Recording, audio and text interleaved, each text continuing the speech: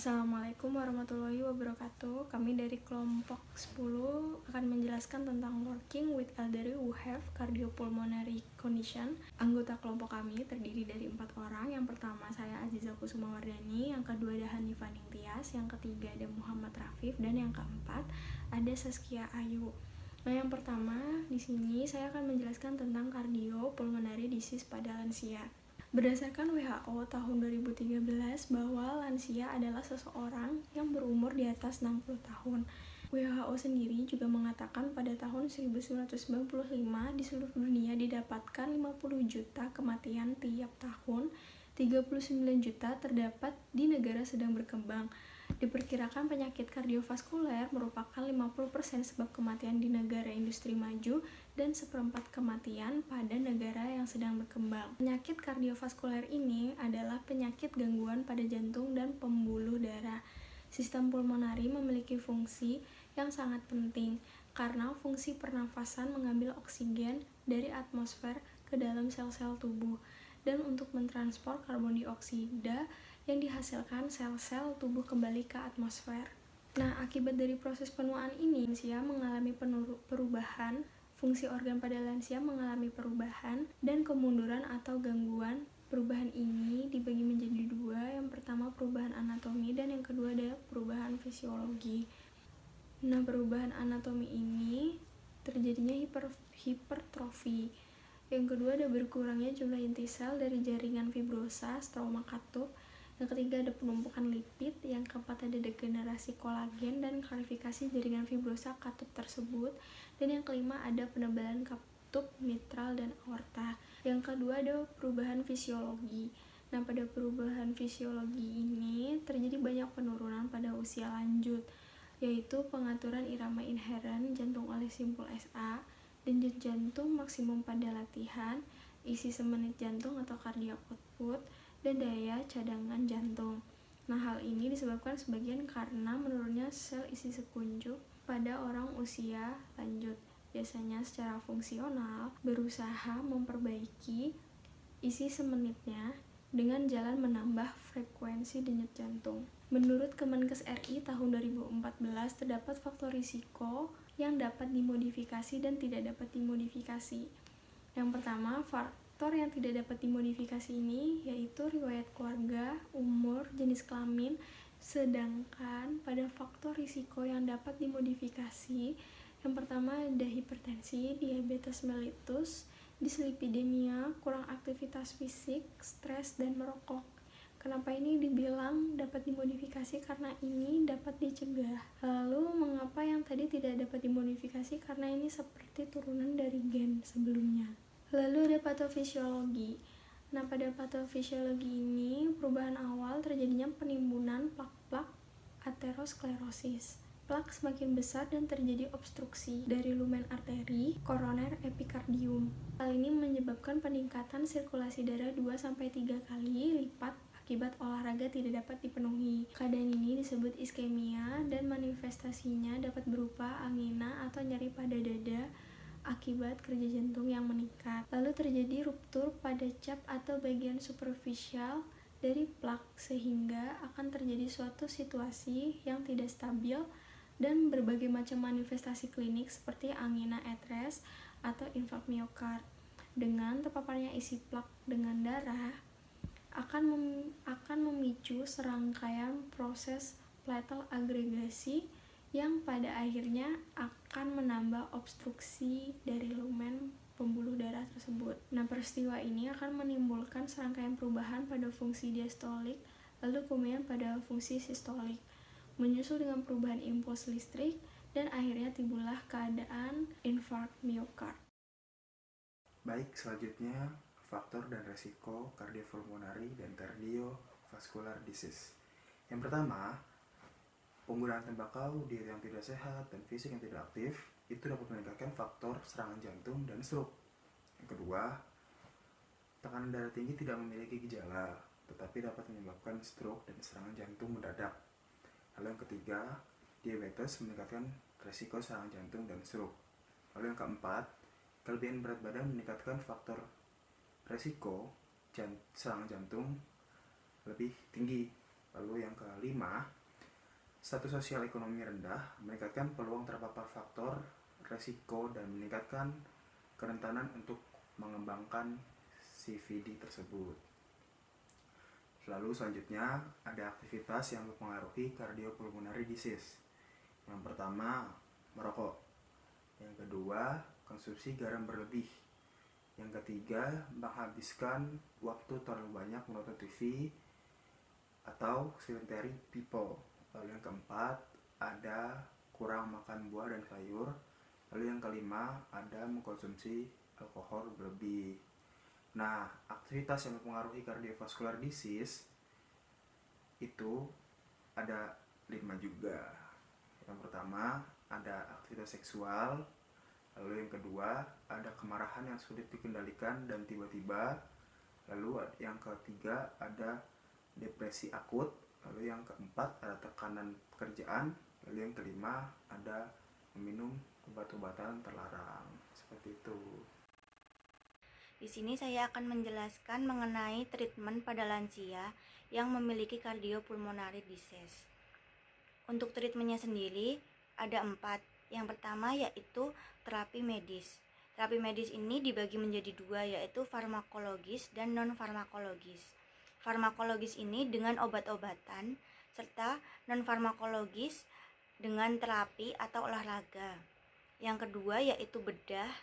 Yang ketiga yaitu pencegahan. Terapi pencegahan ini untuk mengurangi kecacatan dan ketergantungan. Yang keempat yaitu pertimbangan psikososial. Untuk jenis pendekatan yang digunakan yaitu pendekatan rehabilitatif yang bertujuan untuk mendapatkan kembali fungsi seseorang atau untuk mengkompensasi keterbatasannya. Model treatmentnya yang diberikan yaitu occupational behavioral, model yang merujuk yaitu pada kerja, bermain, dan istirahat. Untuk 4 fase program rehabilitasi kardiak, yang pertama yaitu fase pertama yaitu tahap rawat inap. Ini dengan latihan ROM, duduk, berdiri, berjalan, dan fokus pada self-care serta ADL dengan energi konservasi dan work simplification. Fase yang kedua yaitu early post discharge. Fokus ini pada edukasi mengenai penyakitnya dan meningkatkan kemandirian pada self-care dan perannya. Untuk fase yang ketiga yaitu manajemen riwayat jalan. Itu berfokus pada kembali bekerja dan melakukan leisure dengan memodifikasi tugas serta lingkungan fisik. Yang fase 4 yaitu manajemen jangka panjang. Fokusnya pada merubah pola perilaku yang lebih sehat dan memodifikasi faktor risikonya. Nah, selanjutnya adalah jenis pendekatan yang digunakan pada lansia dengan cardiopulmonary disease. Nah, pendekatan yang digunakan adalah rehabilitatif, di mana OT berfokus pada edukasi, modifikasi alat bantu, dan juga modifikasi lingkungan. Program rehabilitasi jantung itu ada 4 fase, di mana setiap fasenya OT memberikan intervensi yang berbeda-beda. Fase pertama yaitu tahap rawat inap, di mana OT memberikan latihan ROM, duduk, berdiri, jalan, kemudian edukasi efek proses penyakit terhadap status fisik dan juga fungsional. Kemudian yang fase kedua adalah early post discharge, di mana OT memberikan intervensi berupa edukasi, peningkatan self care dan juga peranannya. Kemudian fase ketiga yaitu manajemen rawat jalan. Di sini OT memberikan edukasi dengan meningkatkan penggunaan energi yang lebih besar untuk produktivitas dan melakukannya, karena ini kan sudah tidak di rumah sakit atau dia sudah melakukan rawat jalan, otomatis dia sudah melakukan aktivitasnya kembali seperti biasa. Kemudian fase 4 yaitu manajemen jangka panjang, di mana OT memberikan edukasi pada perilaku yang lebih sehat. Ya, selanjutnya adalah proses penilaian fungsional. Yang pertama adalah kita harus mengetahui catatan medis dan riwayat medis. Kenapa kita harus mengetahui catatan medis dan riwayat medis? Karena kita sebagai okupasi terapi harus mengetahui apakah lansia tersebut memiliki penyakit lain selain cardiopulmonary disease agar intervensi yang diberikan itu sesuai dengan penyakitnya, seperti itu. Kemudian yang kedua, mengumpulkan informasi tentang kegiatan yang sering dilakukan lansia. Nah, di sini kegiatan maksudnya mengumpulkan informasi adalah kita sebagai okupasi terapi harus mengetahui kegiatan apa yang dilakukan lansia tersebut. Mungkin mereka masih melakukan produktivitas atau kegiatan leisure lainnya yang mereka lakukan setiap harinya. Kemudian menilai dan menganalisis klien dalam melakukan aktivitas. Setelah mencari informasi, kita harus menilai dan menganalisis klien dalam melakukan aktivitas. Apakah aktivitas itu sesuai dengan keadaannya atau apakah aktivitas itu memberatkan atau tidak dengan keadaannya. Yang selanjutnya yaitu memberikan edukasi tentang teknik untuk melakukan aktivitas sehari-hari. Nah, setelah menganalisis dan menilai aktivitas dari lansia tersebut, kita juga harus memberikan edukasi tentang teknik untuk melakukan aktivitasnya tersebut agar mungkin aktivitas tersebut tidak memberatkan jantungnya atau tidak membuat lansia ini sesak nafas. Yang selanjutnya menetapkan tujuan untuk membantu proses rehabilitasi dan juga intervensi. Nah, setelah mengumpulkan informasi, menilai dan menganalisis, terus memberikan edukasi, kita dapat menetapkan tujuan untuk membantu proses rehabilitasi dan juga intervensi yang sesuai dengan catatan medis dan juga hasil analisis aktivitas yang sudah dilakukan. Slide selanjutnya adalah energy conservation, work simplification, dan other education. Nah, energy conservation dan work simplification sudah dijelaskan pada kelompok sebelumnya. Yang pertama ada energy conservation. Nah, di sini OT memberikan strategi modifikasi tugas, kemudian penggunaan alat bantu untuk mengurangi kelelahan, sesak nafas, dan juga kerja jantung. Lalu pada work simplification, OT melakukan penyederhanaan kerja dengan cara menghindari gerakan membungkuk secara berulang dan berjalan terlalu lama. Selanjutnya adalah assisted device. Assisted device ini ada beberapa yang dapat diberikan bagi lansia, yaitu contohnya long handle reacher. Ini digunakan untuk mengambil atau menjangkau benda-benda yang jauh dari jangkauan, atau misalnya untuk mengurangi gerakan membungkuk, ya, atau untuk mengambil benda-benda yang berada di bawah agar mengurangi gerakan membungkuk. Terus kemudian ada long handle shoes horn. Ini digunakan untuk menggunakan sepatu agar lansia ini tidak perlu membungkuk untuk menggunakan sepatu. Lalu ada long handle bed sponge. Ini untuk mandi, untuk menggosok punggung bagian belakang apabila ada keterbatasan lingkup gerak sendi pada lansia yang menyebabkan mereka tidak bisa melakukan gerakan menggosok punggung. Kemudian ada bed bench. Bed bench ini digunakan untuk lansia pada saat mandi agar mereka itu tidak perlu dalam posisi berdiri. Mereka dapat dengan posisi duduk menggunakan bed bench ini. Yang selanjutnya ada intervensi okupasi terapi. Intervensi okupasi terapi ini dilakukan di beberapa area domain okupasi terapi. Yang pertama ada asesmen dan pelatihan ADL. Di sini kita melakukan intervensi dengan teknik work simplification dan juga energy conservation, kemudian menggunakan alat bantu seperti yang sudah disebutkan di slide tadi, dan juga edukasi kepada klien untuk memantau aktivitas yang memberatkan jantung. Yang selanjutnya ada asesmen postur dan mobilitas. Nah, di sini kita harus melihat positioning apabila si lansia ini menggunakan splinting atau lainnya, kemudian latihan berpindah dari bed ke kursi, kemudian ada penyediaan peralatan untuk transfer, kemudian edukasi mengangkat barang dengan aman. Selanjutnya yaitu produktivitas. Nah, OT mengeksplorasi pekerjaan yang diminati, kemudian membantu meningkatkan kegiatan manajemen rumah dan memberikan simulasi lingkungan pekerjaan untuk membantu apakah klien mampu kembali bekerja di. Kemudian ada leisure. Leisure ini OT memodifikasi aktivitas leisure-nya yang sesuai dengan tingkat energi yang dikeluarkan, kemudian membantu klien mengeksplorasi atau mengembangkan sesuatu yang disukai dengan batas aman dan kapasitas jantungnya. Lalu membantu memilih aktivitas leisure untuk meningkatkan fisik dan sosial partisipasi. Kemudian pada area lingkungannya, OT melakukan edukasi berupa program gaya hidup sehat dan juga menganjurkan untuk memodifikasi lingkungan berdasarkan ergonomik di rumah atau di tempat kerja.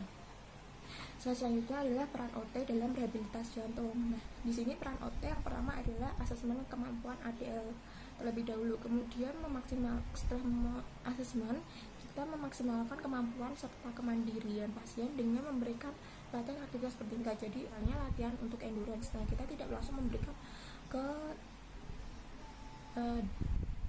dalam waktu yang cukup lama. Jadi kita harus bertingkat dalam memberikan latihan tersebut. Kemudian edukasi mengenai strategi kompensasi. Lalu rekomendasi teknik yang tepat saat melakukan aktivitas sehari-hari dan dengan menggunakan work simplification dan juga energy conservation. Kemudian memberikan saran dan dukungan psikologis bagi klien dan juga keluarganya, dan edukasi mengenai perubahan gaya hidup pada klien tersebut. Analisis jurnal penelitian. Judulnya Effect of Walking on Coronary Heart Disease in Elderly Men with Diabetes. Nama penelitinya Chico Kimata, Bradley, and Beatrice. Tempat penelitiannya ada di Hawaii. Untuk respondennya 2.732 pria Jepang dan Amerika yang berusia 71 tahun hingga 93 tahun. Pria yang diteliti ini kondisinya dalam keadaan tidak memiliki penyakit jantung koroner.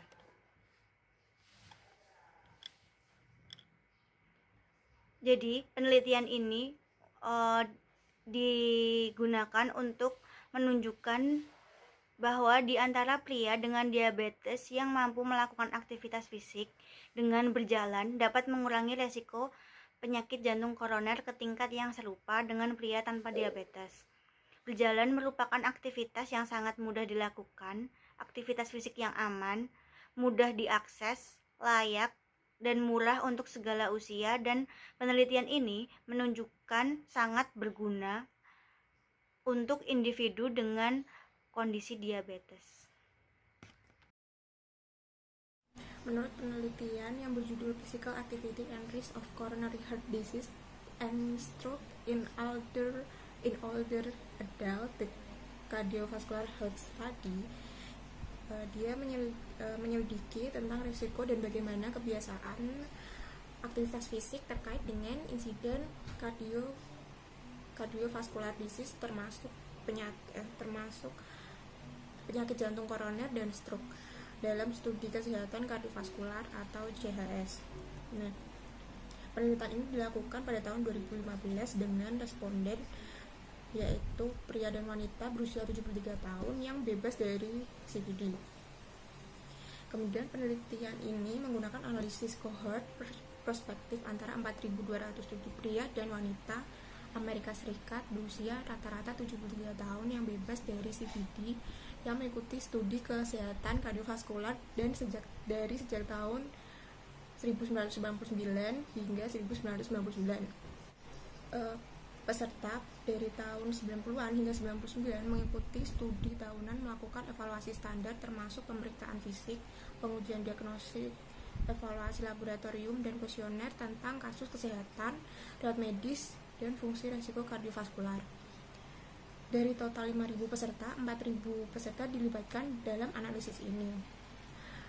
Aktivitas fisik dinilai berdasarkan berapa kali kunjungan, dan aktivitas waktu luang dinilai dengan menggunakan kuesioner aktivitas waktu luang dengan aktivitas waktu luang Minnesota yang dimodifikasi dan divalidasi. Kuesioner ini mengevaluasi frekuensi dan durasi dari 15 kegiatan yang berbeda selama 2 minggu sebelumnya, termasuk berkebun, memotong rumput, menyapu, berenang, hiking, aerobik, tenis, jogging, berjalan, bermain golf, bersepeda, dan sebagainya. Setiap kegiatan didefinisikan memiliki nilai intensitas dalam unit metabolic equivalent test atau MET. Dan respon peserta mengenai jenis frekuensi dan durasi setiap kegiatan digunakan untuk menghitung pengeluaran energi per minggu dari kegiatan waktu luang. Intensitas latihan biasanya juga dinilai secara terpisah berdasarkan pada aktivitas waktu luang hingga intensitas tertinggi yang dilaporkan selama 2 minggu sebelumnya. Para peserta dikategorikan telah terlibat dalam aktivitas intensitas tinggi, rendah, dan juga sedang atau tidak sama sekali, di mana aktivitas intensitas tinggi diperkirakan membutuhkan lebih dari 6 match. Peneliti juga melakukan beberapa analisis sensitivitas untuk meminimalkan bias karena penyebab CVD yang tidak terdiagnosis. Pertama, Analisis jurnal ketiga. Judul penelitian di sini ada Activity Performance Problems of Patients with Cardiac Disease and Their Impact on Quality of Life. Penama pelitinya di sini ada Neslihan Durutrup, PT PhD, Eda Tonga, Metin Karatas, dan Ersin Doganozu. Tempat penelitiannya di sini ada Physical Medicine and Rehabilitation and Cardiology Department, Turki. Waktunya penelitian terhadap responden dari Maret 2013 sampai Maret 2014. Terdapat 7 respondennya terdapat 70 subjek yang sedang dirawat di Physical Medicine and Rehabilitation and Cardiology Departments dengan kondisi jantung. Dalam penelitian ini, penyakit arteri koroner, gagal jantung, dan subjek yang telah didiagnosis memiliki penyakit koroner setelah prosedur angiografi. Tujuan penelitian di sini untuk menggambarkan dampak fungsional pasien dengan penyakit jantung dan menganalisis hubungan antara keterbatasan aktivitas dan kualitas hidup. Metodologi penelitiannya, selama wawancara untuk mendeteksi dampak pembatasan kegiatan terhadap kualitas hidup, Nottingham Health Profile digunakan. NHP dirancang untuk menjadi ukuran standar dan sederhana status kesehatan subjektif dalam domain fisik, sosial, dan emosional. NHP adalah kuesioner yang dirancang untuk mengukur efek sosial dan pribadi dari penyakit. Ini digunakan sebagai ukuran kebutuhan perawatan kesehatan dan sebagai ukuran hasil dalam evaluasi. Ini memiliki 38 pertanyaan, membutuhkan respon ya atau tidak pada energi, rasa sakit, emosi, tidur, isolasi sosial, dan kemampuan fisik. Dan skor setiap komponen ditimbang untuk memberikan skor dari 0 hingga 100. NHP telah terbukti valid, dapat diandalkan untuk beberapa kelompok pasien dan validasi Turki yang telah dilakukan. Untuk analisis di sini menggunakan perangkat lunak statistik yaitu SPSS. Jumlah pasien yang mengidentifikasi setiap aktivitas sebagai salah satu masalah utama mereka telah ditentukan. Peringkat kinerja dan kepuasan dihitung untuk setiap pasien sebagai nilai rata-rata dari aktivitas masalah utama tersebut. Variabel diuji untuk distribusi normal menggunakan uji Kolmogorov-Smirnov. Korelasi antara COPM dan NHP diperiksa dengan menggunakan koefisien korelasi Pearson. Korelasi antara COPM dan NHP diperiksa dengan menggunakan koefisien korelasi Pearson. Ukuran sampel ditentukan berdasarkan prosedur analisis daya statistik menggunakan perangkat lunak PASS 2005. Analisis daya menunjukkan bahwa 66 peserta diperlukan untuk daya 80% dan kesalahan tipe 1 5%. Analisis kekuatan penelitian ini menunjukkan kekuatan 80% dengan pengukuran kinerja aktivitas sebagai hasil utama. Hasil penelitiannya, subjek melaporkan 46 masalah kinerja pekerja dalam wawancara COPM. Masalah yang paling umum digambarkan adalah berjalan sebanyak 45,7%, menaiki tangga sebanyak 41,4%, mandi sebanyak 30%, berpakaian 28,6%, dan jalan-jalan sebanyak 27,1%. Kesimpulan dari penelitian ini adalah dalam penelitian ini, hubungan antara keterbatasan dalam aktivitas dan kualitas hidup adalah signifikan, terutama dimensi kemampuan fisik dari pengukuran kualitas hidup. Hasil penelitian menunjukkan bahwa efek sistemik dan sentral dari penyakit jantung dapat mempengaruhi perkembangan keterbatasan dalam aktivitas dan mengurangi kualitas hidup pasien. Di sisi lain, tidak ada hubungan antara kepuasan pasien tentang kinerja aktivitas mereka dan NHP atau NIADL. Hal ini mencerminkan fakta bahwa kepuasan pasien tidak secara eksklusif terkait dengan kinerja aktivitas hidup sehari-hari. Analisis jurnal, judulnya itu Effectiveness of a Physically Activity Program on Cardiovascular Disease Risk in Adult Primary Health Care Users, The PASS Community Intervention Trial. Nama peneliti Victoria Arija dan kawan-kawan. Tempat penelitian itu ada di Spanyol. Lalu waktu penelitian itu 2017 dan responnya itu pria dan wanita dewasa yang terbebas dari CVD.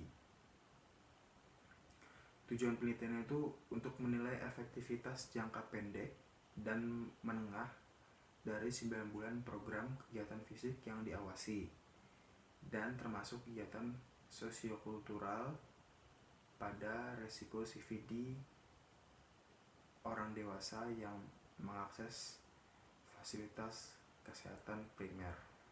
Metode penelitian itu penelitian ini multi center, acak, terkontrol, dan intervensi komunitas dari program kegiatan fisik dan intervensi kegiatan sosial budaya selama 9 bulan.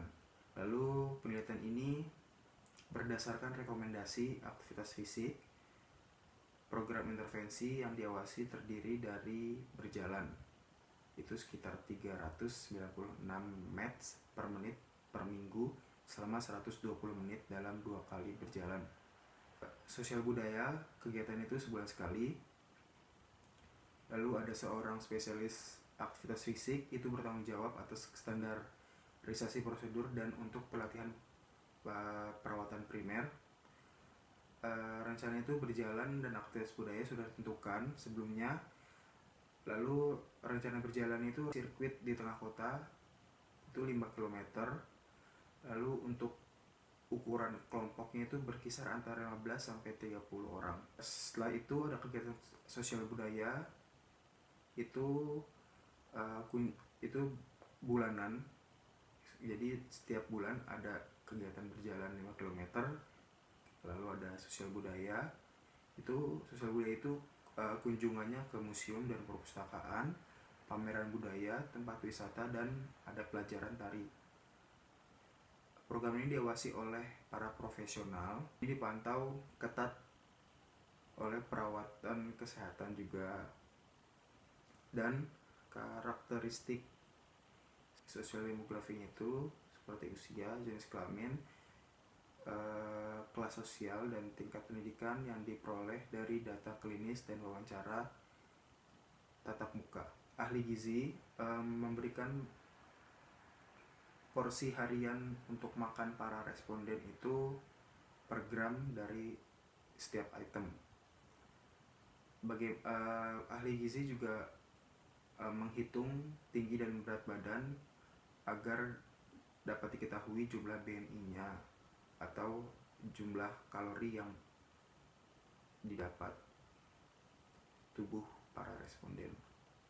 Jadi kesimpulannya, program aktivitas ini untuk mengetahui 2 tahun ke depan para responden itu tidak terkena CVD, kolesterol, dan lain sebagainya karena menjalani pola hidup sehat selama 9 bulan intervensi. Terima kasih.